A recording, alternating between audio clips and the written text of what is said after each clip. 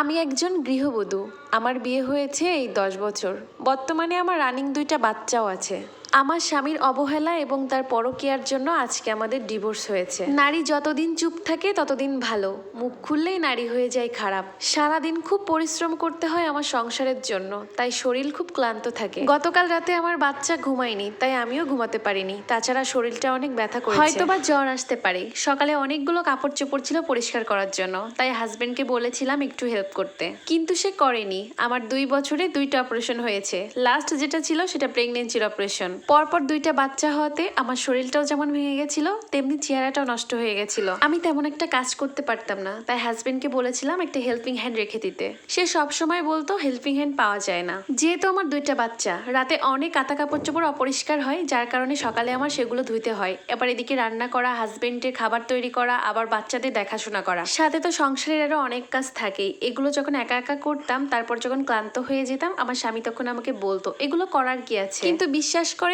আমার স্বামী এক গ্লাস জলও ঢেলে খেত না। যেদিন তার অফ ডে থাকতো সেদিন আমার কাজের প্রেশার আরো বেড়ে যেত। কাজ করতে করতে ক্লান্ত হয়ে যখন একটু বিশ্রাম নিতাম অথবা ঘুমিয়ে পড়তাম, তখন সে আমার সামনে এসে বলতো এত ঢং করবে না তুমি, এসব কাজ কি আর কেউ করে না, নাকি তুমি শুধু একাই করো? জবাবে আমি বলেছিলাম কারোর কি ২ বছরে ২টা অপারেশন হয়েছে, তাও আমার হিমোগ্লোবিন ৩ ব্যাগ রক্ত ভরার পর সাথেই আছে। তখন আমার স্বামী বলল এত তর্ক করবা না, পারলে একটা চাকরি নিয়ে দেখাও, সে যোগ্যতাও তো নাই। বলে রাখা ভালো, আমার স্বামীর নিজের ৫ তলা বাড়ি আছে এবং যথেষ্ট জায়গা জমিও আছে। তার মা বোনের বেলায় সবকিছুই হয়, তাতে কোনো সমস্যা নেই, শুধু আমার বেলায় আসলেই ফুরিয়ে যায়। এর মতো ডিসেম্বর মাসে আমি আমার বাচ্চাদের নিয়ে ভাসুর আর শ্বশুর বাড়িতে ঘুরতে যাই। এই সুযোগে আমার স্বামী একটা মেয়ের সাথে পরকীয়ায় জড়িয়ে পড়ে। বাসায় আসার পরও সেই মেয়েটার সাথে লুকিয়ে লুকিয়ে কথা বলতো। একদিন রাতে আমি আমার বাচ্চাদের নিয়ে শুয়ে আছি, খেয়াল করে দেখলাম একটু পরে আমার স্বামী একটা ফোন নিয়ে উঠে ব্যালকানিতে চলে গেল, একটা সিগারেট মুখে দিয়ে তারপর সেই মেয়েটার সাথে লুকিয়ে লুকিয়ে কথা বলছে। সেদিন তাকে হাতে নাতে ধরেছিলাম এবং সেই মেয়েটার সাথেও অনেক সময় কথা বলেছিলাম। সেই মেয়ের সাথে সেদিন উচ্চস্বরে কথা বলার জন্য আমার স্বামী আমার গায়ে অনেকবার হাত তুলেছিল।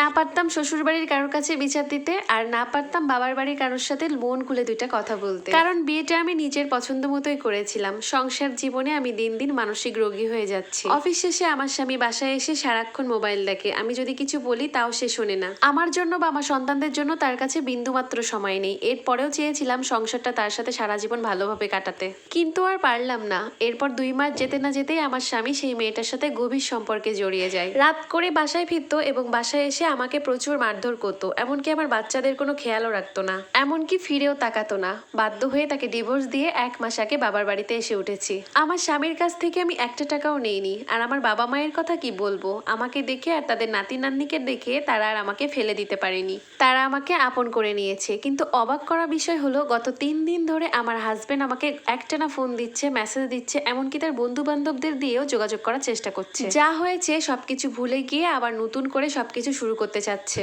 এখন আমি কি করব সেটাই বুঝতে পারছি না। আমি কি তার কাছে আবারও ফিরে যাব, নাকি আমার পড়াশোনাটা কন্টিনিউ করব? প্লিজ আপু আমাকে ভালো পরামর্শ দিবেন। এই স্টোরিটা একটা আপুর রিয়েল লাইফ থেকে নেয়া। আমি যতদূর পারি আপুকে একটা ভালো মতামত দেওয়ার চেষ্টা করেছি। এখন আপনাদের কি মতামত সেটা অবশ্যই কমেন্টে জানাতে ভুলবেন না। সবাই ভালো থাকবেন, সুস্থ থাকবেন।